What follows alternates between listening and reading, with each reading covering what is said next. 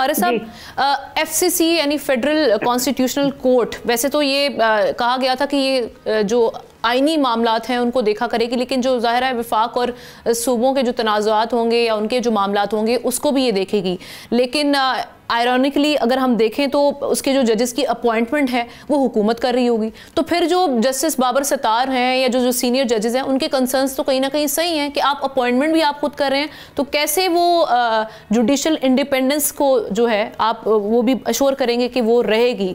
जब आपकी अपॉइंटमेंट है तो क्या अदलिया आज़ाद तरीके से ऑपरेट कर पाएगी? जी, ये भी एक मिसकंसेप्शन है कि अपॉइंटमेंट हुकूमत करेगी। ये जो फेडरल कॉन्स्टिट्यूशनल कोर्ट के जजेस हैं, इनकी appointment will be done by the judicial commission, जिसके अंदर मेजॉरिटी जजेस की है, फिर सिविल सोसाइटी से लोग हैं, फिर कुछ गवर्नमेंट के नुमाइंदे भी हैं, but the majority is that of the जजेस।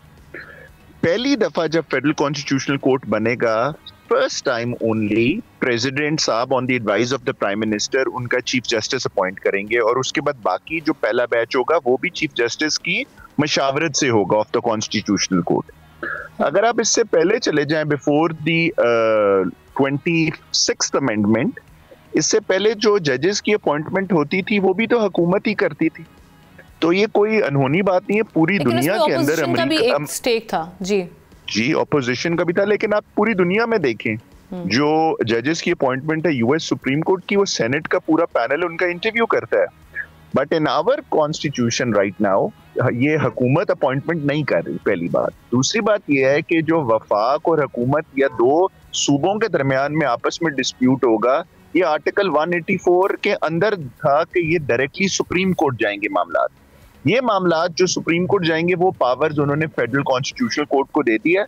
पहले भी यही प्रोसीजर था, अब भी है, बस mechanism of resolving that dispute supreme court से निकल के फेडरल कॉन्स्टिट्यूशनल कोर्ट पे आ गया, ताकि और उसका फायदा ये होगा। आपको याद होगा कि ये फैसला किया गया था, एक चीज़ जरा क्लैरिफाई कर दीजिएगा। आपने कहा देखिए पहले ये तय किया गया था, आपको याद होगा ये गालिबन नवाज शरीफ साहब की दूसरी हुकूमत में हुआ था कि एक कमेटी बनाई जाएगी, बनाई गई थी कमेटी, एक किस्म की पॉलिटिकल कमेटी थी, उसमें जुडिशल लोग भी थे, और ये तय किया गया था ये दोनों मिल के जो है ना वो जजों की तैनाती करेंगे। लेकिन इफ्तिखार चौधरी साहब ने बड़ी शदीद मुखालफत की थी और वो कमेटी ख़त्म कर दी गई थी। वो सारे इख्तियारात फिर उन्हीं के पास गए, अदलिया के पास, ये अपॉइंटमेंट जजों की जो होनी है।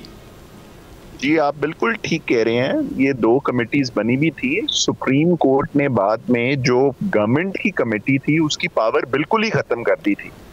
पहले जो इस 18वीं तरमीम के अंदर जो प्रोसीजर था वो ये था कि पहले एक जजेस की कमेटी जज अपॉइंट करेगी, उसके बाद उस जज की कॉन्फर्मेशन के लिए वो पार्लियामेंट्री कमेटी में जाएगा, जिसमें इक्वल रिप्रेजेंटेशन थी ऑपोजिशन की और गवर्नमेंट की।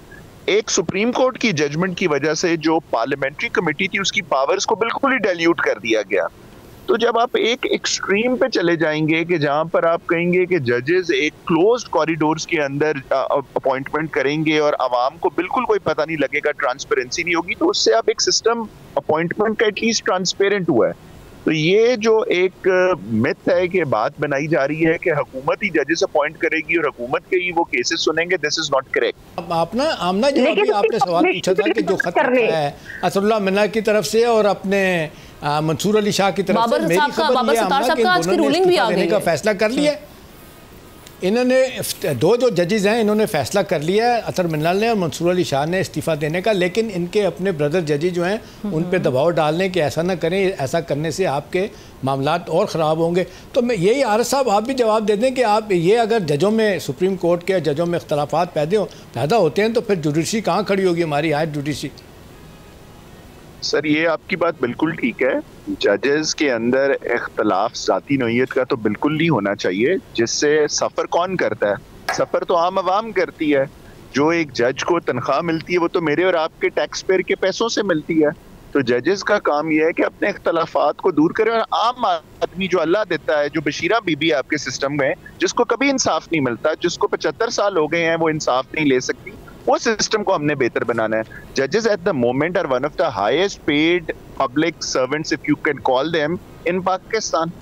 एक जज 20 से 25 लाख रुपया तनख्वाह लेता है, तो द पॉइंट शुड बी किस लिए लेता है? आम आवाम को इंसाफ डिलीवर करना है। हो जो कि सिस्टम में रहते हुए जुडिशरी या जुडिशल इंडिपेंडेंस को लेकर जो कंसर्न्स हो, आप उनको भी बिल्कुल एड्रेस ना करें, ये भी फेयर नहीं होगा ना। कि आपका भी क्वेश्चन प्लीज ऐड कर लें। मैं देखिए, बात ये हो रही है, हम जुडिशरी की इंडिपेंडेंस की बात कर रहे हैं ना। मुझे पता है इस मुल्क में जुडिशरी इंडिपेंडेंट कब रही है।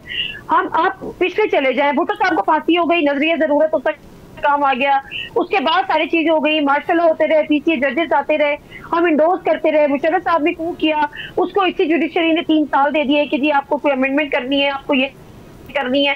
तो मुझे ये लगता है कि अगर हम पुरानी बातों की एग्जांपल दें कि जुडिशरी कभी भी इंडिपेंडेंट नहीं रहती, पनामा में बहुत सारी चीजें हम देख रहे होते हैं कि फैसले उससे यही पीएम सीना जो रो रही होती थी, बता रही होती थी कि जी व्हाट्सएप पे फैसले आ रहे होते थे, व्हाट्सएप पे डिसीजन आ रहे होते थे और फिर हमें कन्वे हो रहे होते थे।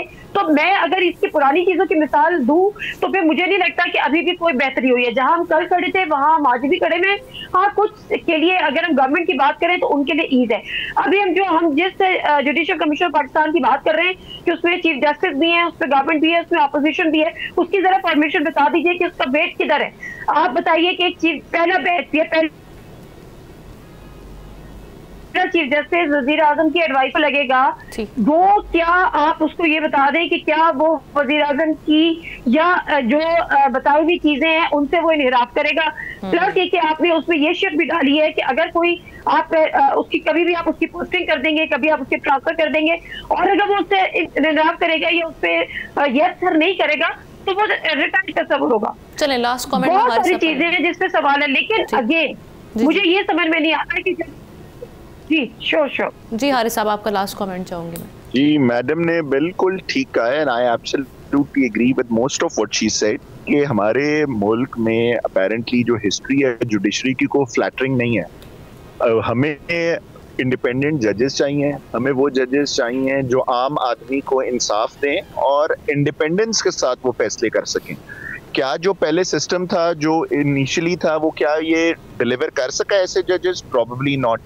क्या इस नए सिस्टम को हमें चांस देना चाहिए? Of course yes.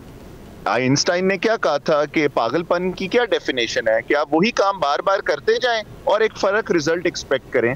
तो अगर हुकूमत और जजेस मिलकर एक नए तरह के जजेस लाना चाह रहे हैं, वो लोग जो कभी सिस्टम में नहीं आ सके थे, पहले एक खास तबका सिर्फ जज बन सकता था, तो इस सिस्टम को हमें चांस देना चाहिए। बिफोर अभी सिस्टम आया ही नहीं, अभी वो जजेस आए ही नहीं, तो पहले से ही कह देना चाहिए। जजों को चाहिए कि डिवीजन अपनी खत्म करवा दें कि 7 एक तरफ है, 8 एक तरफ है, 9 एक तरफ है, 11 एक तरफ है। सर मैं कहूंगा कि जजेस के अंदर डिवीजन एम्बैरेसमेंट है। सर मैं ये कहूंगा कि जजेस के अंदर डिवीजन भी एक हुस्न है हमारे इंसाफ का। मैडम आसमा जहांगीर एक जमाने में कहती थी कि 17 के 17 जजेस एक तरह के फैसले दे रहे हैं, इतना तो बहनों में सलूक नहीं होता।